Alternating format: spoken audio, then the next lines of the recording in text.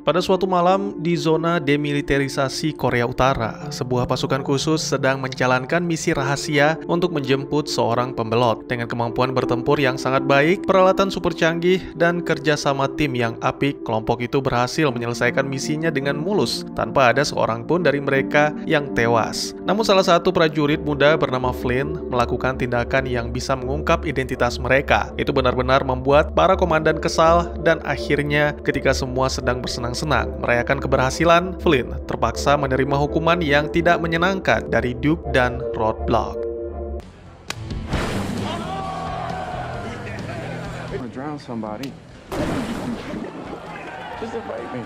Perang Nanomite telah berakhir. Kini Kapten Duke Hauser yang memimpin operasi taktis G.I. Joe. Di bawahnya ada Roadblock yang berperan sebagai wakil komandan dan spesialis senjata kelas berat, Lady J sebagai sniper sekaligus petugas counter intelligence, Flynn sebagai parkour spesialis, dan juga Snake Eyes yang menguasai ilmu ninja. Para teroris kelas berat yaitu Cobra Commander dan Destro telah ditangkap oleh G.I. Joe dan dijebloskan ke dalam penjara dengan keamanan tingkat tinggi. Namun anggotanya Storm Shadow dan Zartan masih bebas berkeliaran. Joe dan dunia tetap waspada karena sebelum dipenjara, Commander pernah bersumpah akan balas dendam. Ya, judulnya Balas Dendam atau bahasa Inggrisnya Retaliation, sebuah film bergenre aksi fiksi ilmiah yang rilis di tahun 2013. Ini adalah film kedua dari G.I. Joe yang mana disutradarai oleh John M. Chu dengan naskah yang ditulis oleh Red Reese dan Paul Wernick. Dengan durasi 110 menit, G.I. Joe Retaliation masih menampilkan Channing Tatum sebagai Duke dibantu oleh Dwayne Johnson, Adrian Palicki, DJ Catrona, Bruce Willis, Ray Stevenson, Lee Byung-hun, dan masih banyak lagi. Sekali lagi, ini adalah film kedua atau sequel. Jadi buat yang belum paham atau perlu penjelasan, silakan periksa link di deskripsi untuk mengakses playlistnya. Baik, selamat datang dan selamat berjumpa kembali bersama saya Teguh Gusto. Mari kita lanjutkan ceritanya. Film dimulai dengan menampilkan perguruan ninja Arashikage di Tokyo. Seorang guru yang dijuluki Blind Master sedang menguji Jinx, sepupu dari Storm Shadow, yang mana tengah dipersiapkan untuk bergabung dengan Joe atas rekomendasi Snake Eyes. Melihat dengan telinga, ini adalah ujian kuno klan Arashikage. Jinx bertarung melawan Snake dengan mata tertutup. Peraturannya cukup sederhana, Jinx akan dinyatakan kalah jika Snake berhasil mencabut sehelai rambutnya. Pertarungan yang terjadi cukup sengit. Snake Eyes yang tidak menggunakan pedang dibuat kewalahan dalam menghadapi Jinx. Namun ketenangan membuat Snake menang. Seolah-olah pria itu memperdaya Jinx untuk menyerahkan sehelai rambutnya. Atas kemenangan itu, Snake berhak mendapatkan Blade of Justice atau pedang keadilan. Kemudian Snake diperintahkan untuk meninggalkan dojo demi mengungkap rencana musuh sekaligus menghentikan mereka. Terjadi aksi tembak-tembakan dalam sebuah pertempuran yang sepertinya para jagoan kita sedang terpojok. Namun itu hanya sebuah game. Ya, dua komandan Joe sedang bersantai di hari libur bersama dua putri blok yang lucu. Media televisi memberitakan tentang konflik di negara Pakistan pasca terbunuhnya presiden. Masa depan negara dan kendali atas senjata nuklirnya menjadi semakin tidak jelas. Tanpa pemimpin, penegakan hukum tidak berjalan sebagaimana mestinya, sehingga membuat kejahatan terus merajalela. Sebagai polisi dunia, US harus segera mengambil langkah untuk menyelamatkan Pakistan dan hulu ledak nuklir sebelum direbut oleh musuh. Jenderal menyarankan agar presiden mengirimkan pasukan, sedangkan penasehat negara menyarankan untuk menunggu dan mengamati. Akhirnya demi menghindari perdebatan panjang, presiden mengirimkan pasukan rahasia Joe ke Pakistan untuk merebut hulu ledak nuklir.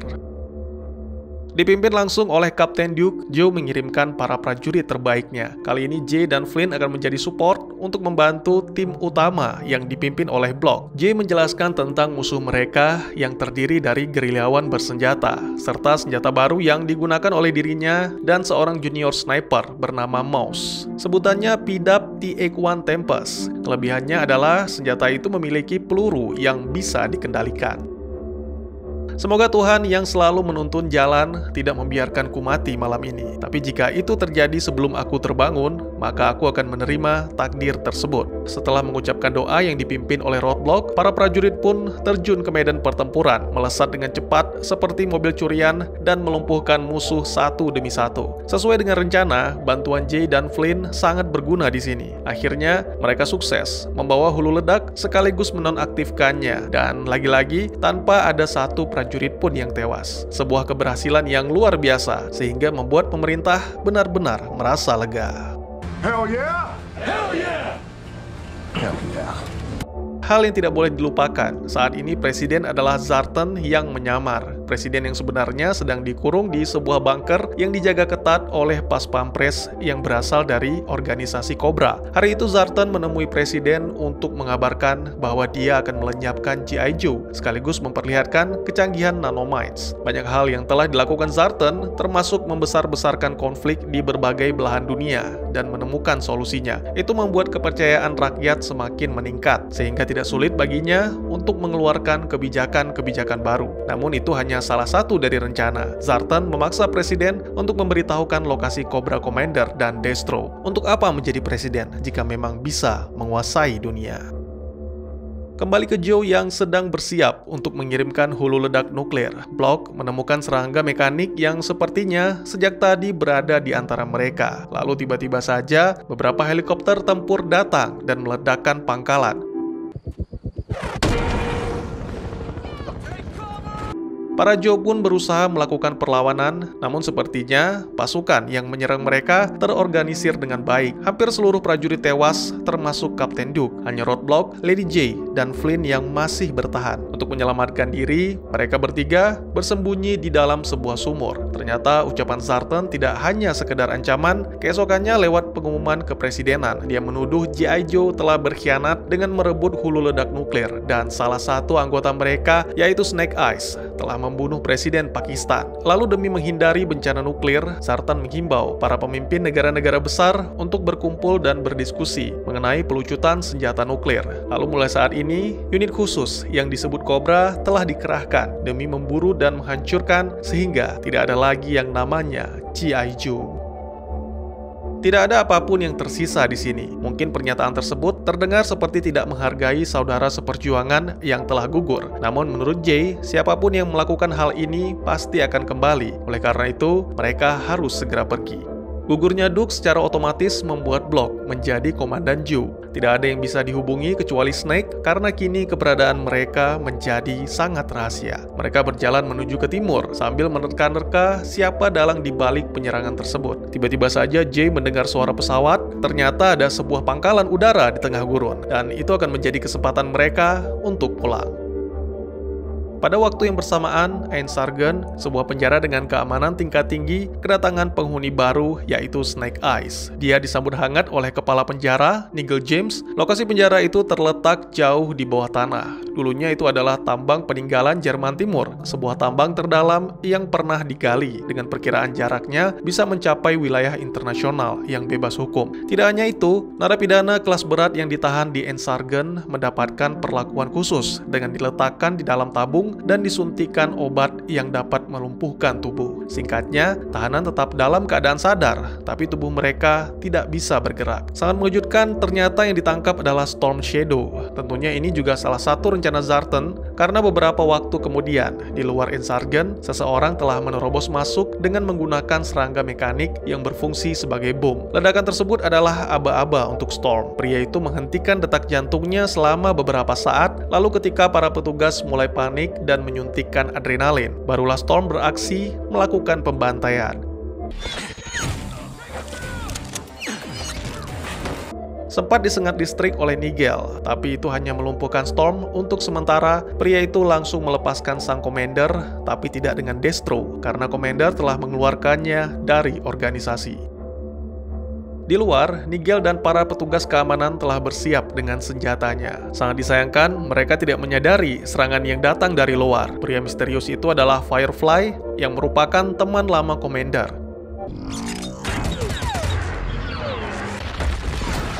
Lagi-lagi Nigel berusaha melawan, tapi serangannya hanya melukai Storm. Lalu kelompok Cobra pun berhasil melarikan diri. Sementara itu, ternyata Snake menyaksikan peristiwa tersebut secara diam-diam. Di sana dia juga bertemu dengan Jinx yang berniat membantu dan akhirnya mereka sepakat untuk bekerja sama. Beberapa waktu kemudian setelah mengirim Storm Shadow ke gunung untuk diobati, Commander dan Firefly tiba di komplek industri Zeus, sebuah tempat di mana organisasi Cobra menciptakan senjata pemusnah massal. Di sana Commander juga bertemu dengan Zartan yang melaporkan kegagalannya dalam membunuh 3 Joe terakhir. Namun Commander tidak perlu khawatir karena cepat atau lambat Joe akan muncul dan saat itu terjadi, Firefly akan menghabisi mereka. Inilah Zeus, senjata pemusnah yang akan membuat seluruh dunia gemetar ketakutan. Kembali ke tim Joe, setibanya di US mereka berniat bersembunyi di pemukiman tempat tinggal Block di masa kecil. Sempat hampir terjadi keributan dengan para Akamsi, tapi ternyata itu hanya sebuah candaan di antara sahabat lama. Stup cukup membantu. Block dan timnya diizinkan berlindung di Sasana Tinju yang merupakan tempat mereka berkumpul di masa remaja serta dipinjamkan sebuah mobil. Stup memang tidak sebaik malaikat, tapi menurut Block, pria itu bisa dipercaya. Flynn mengumpulkan perlengkapan dan senjata yang masih bisa digunakan. Sedangkan Jay akan membajak database presiden untuk mencari tahu ada apa dengan komandan tertinggi negara, karena jika bisa menemukan penyebabnya, maka mereka bisa kembali bergabung di kesatuan militer. Tak lama kemudian, setelah mendengarkan kisah masa lalu Block yang awalnya sering dipukuli hingga berubah menjadi memukuli, Jay melaporkan bahwa telah menemukan beberapa perbedaan dari sikap dan tutur bahasa presiden. Namun bukti tersebut masih belum cukup kuat, oleh karena itu mereka harus menemui seorang legenda G.I. Joe. Jenderal Colton adalah orang yang dimaksud oleh Block. Mungkin terlihat tidak ramah pada awalnya, tapi pria itu orang yang sangat peduli terhadap negara. Colton cukup terkejut dengan bukti-bukti dan pernyataan dari Joe bahwa presiden adalah impostor. Dia setuju dengan pendapat Block untuk mencari bukti-bukti lain. Lalu sang jenderal pun memberikan alamat tempat perjudian yang biasa dikunjungi oleh kepala staf kepresidenan. Itu bukanlah misi yang sulit, karena pada dasarnya si kepala staf adalah pria hidung belang yang mudah ditaklukkan. Pria itu disuntik dengan cairan kimia khusus yang fungsinya sama dengan alat neuralize di film Men in Black. Dengan begitu, Joe akan mendapatkan daftar acara-acara yang akan dihadiri oleh presiden. Sementara itu, Snake dan Jinx telah memulai misi mereka menuju ke sebuah gunung yang tidak disebutkan namanya. Tapi di sana terdapat dojo yang menjadi tempat di mana luka-luka Storm Shadow diobati. Dengan kombinasi pengobatan tradisional dan modern, luka akibat ledakan pada tubuh Storm seolah lenyap. Tiba-tiba saja, beberapa ninja mulai berjatuhan dan Storm merasakan keberadaan saudara seperguruan sekaligus rival terberatnya. Pertarungan antara dua ninja kembali terjadi. Namun kali ini sepertinya Storm telah menjadi jauh lebih kuat, sehingga Snake pun nyaris tumbang.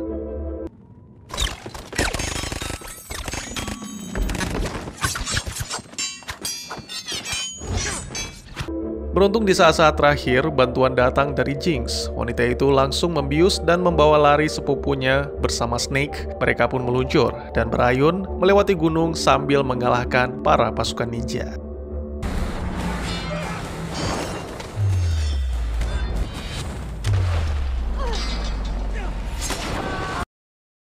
Kembali ke tim Joe, Jay ditugaskan menyamar sebagai seorang jurnalis untuk mendekati presiden dalam sebuah acara yang dihadiri para petinggi negara. Wanita itu tampil menawan dalam balutan gaun merah sehingga membuat presiden benar-benar terpesona dan mudah didekati. Jay berhasil mendapatkan sehelai rambut presiden untuk memindai DNA-nya. Akhirnya para Joe mengetahui bahwa selama ini Zartan lah yang memegang pemerintahan, termasuk melenyapkan Joe. Tiba-tiba saja Block mengubah rencana, memerintahkan Jay dan Flynn kembali selagi dia membunuh Zartan. Tapi tentunya tidak semudah itu, karena serangga-serangga mekanik mulai bermunculan dan meledakkan diri di sekitar Block. Ya, sesuai dengan janji yang diucapkan kepada Commander, Firefly akan muncul untuk menghabisi Joe. Namun itu langsung digagalkan oleh Jay dan Flynn kalah dalam jumlah, memaksa Firefly untuk menarik diri. Snake dan Jinx sudah berada di Tokyo, membawa serta Storm Shadow untuk diadili karena telah melakukan pembunuhan terhadap guru besar Arashikage yang disebut Heartmaster dengan menggunakan pedangnya sendiri. Namun Storm membantah semua tuduhan tersebut. Dia langsung menyerang Snake Eyes untuk membuktikan bahwa pedang yang membunuh Heartmaster adalah palsu karena baja Arashikage tidak mudah patah.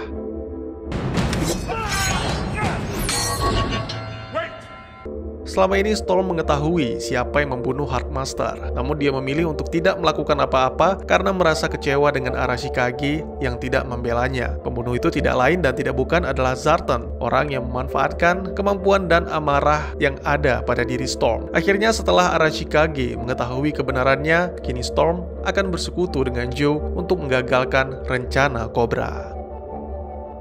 Kembali ke tim Joe, terjadi pertengkaran di antara mereka akibat tindakan Block yang sembrono. Namun bukannya tanpa alasan, Roadblock sengaja mengorbankan diri melakukan hal itu karena dia tidak ingin ada lagi anggota Joe yang tewas. Beberapa waktu kemudian, setelah ketegangan mereda, mereka pun mengatur siasat untuk tujuan misi selanjutnya, yaitu KTT pelucutan nuklir, yang mana menjadi fokus Zartan. Tiba-tiba saja ada yang datang. Awalnya mereka mengira itu adalah serangan, namun ternyata bantuan. Snake Eyes dan Jinx ikut bergabung dalam misi, ditambah sekutu baru yang mengetahui seluk-beluk rencana Cobra.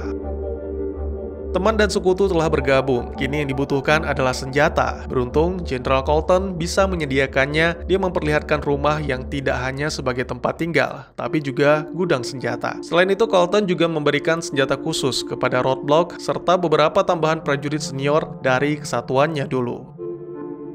Hari yang dinantikan pun tiba, di mana para pemimpin negara-negara besar yang memiliki nuklir seperti Inggris, Prancis, Korea Utara, Rusia, India, Israel, Cina, dan tentunya US berkumpul di Fort Sumter, sebuah tempat yang menjadi saksi tembakan pertama perang sipil bangsa Amerika. Awalnya semua berjalan dengan lancar tanpa kendala. Dengan bangga, Presiden Rusia menjelaskan tentang proposal pengurangan nuklir yang mencapai 50% di tahun 2016. Zartan pun tidak mau mengulur-ngulur waktu. Dia meminta seluruh negara untuk mengosongkan simpanan nuklir atau bersiaplah menghadapi perang. Zartan menegaskan bahwa ini bukan ancaman. Begitu Presiden Rusia menolak permintaan tersebut, Zartan langsung menekan tombol peluncuran nuklir yang masing-masing menuju ke wilayah negara peserta KTT, kecuali US.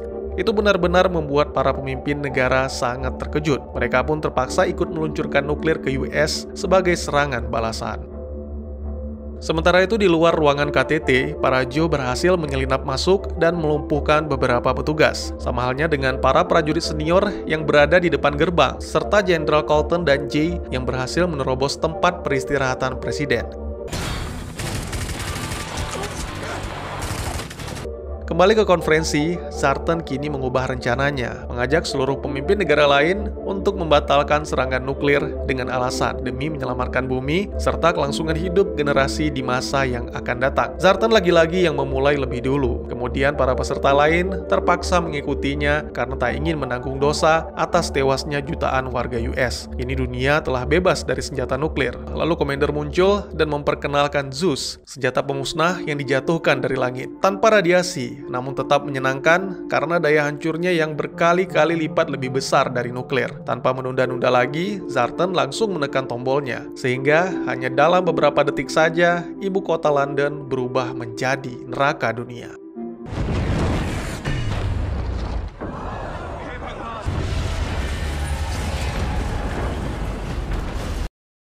Hanya tinggal menunggu waktu, Zeus akan menghancurkan negara-negara lain. Revolusi Cobra telah dimulai, Commander menginginkan dunia, oleh karena itu semua negara-negara harus tunduk kepadanya. Dimulai dari negara-negara besar peserta konferensi. Storm Shadow dan Jinx mulai beraksi, itu menjadi aba-aba bagi Block untuk menghancurkan kendaraan lapis baja dengan menggunakan senjata pemberian dari Jenderal Colton.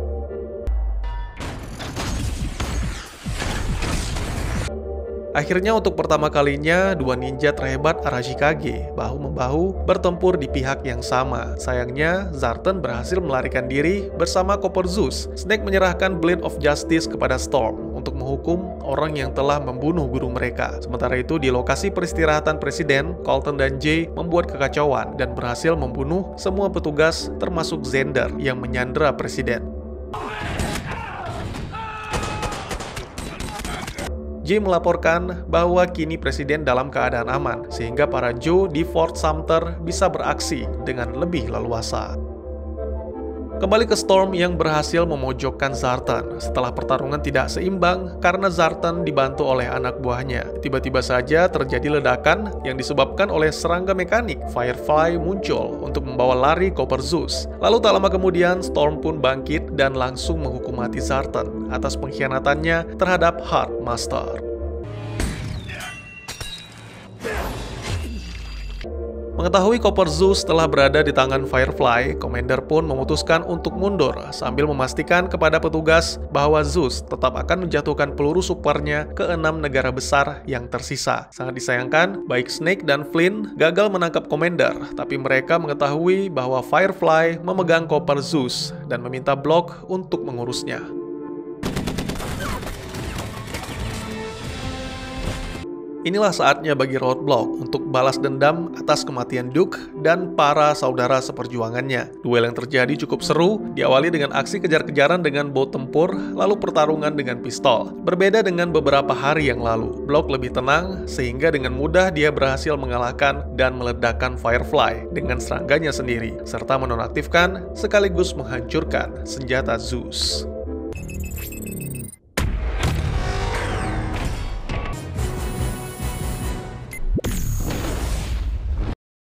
Film pun ditutup dengan menampilkan Storm Shadow yang mengembalikan Blade of Justice kepada Jinx dan pergi meninggalkan para Joe karena persekutuan mereka telah berakhir. Beberapa hari kemudian, Presiden kembali ke Gedung Putih untuk memberikan penghormatan kepada G.I. Joe yang telah menjadi pahlawan tidak hanya menyelamatkan Presiden tapi juga dunia. Masing-masing mereka mendapatkan medali tanda jasa, termasuk Jinx yang telah bergabung dengan Joe. Lalu Colton memberikan sebuah pistol, peninggalan dari Jenderal George Patton kepada Roadblock. Colton meminta Block menggunakan senjata tersebut untuk membunuh Cobra Commander sebagai balas dendam atas kematian Duke dan anggota Joe lainnya. Akhirnya, dengan ini organisasi G.I. Joe resmi dibentuk kembali sebagai unit pelindung US dan juga dunia.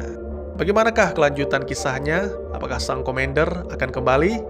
Dan tamat. Meskipun mendapat ulasan negatif dari beberapa kritikus film, tapi menurut saya film ini masih lebih baik dibandingkan pendahulunya. Hanya saja naskahnya sedikit tidak jelas, bahkan untuk versi extend yang saya buatkan alurnya ini. Ya, menurut saya film ini layak ditonton sebagai hiburan malam minggu di rumah saja.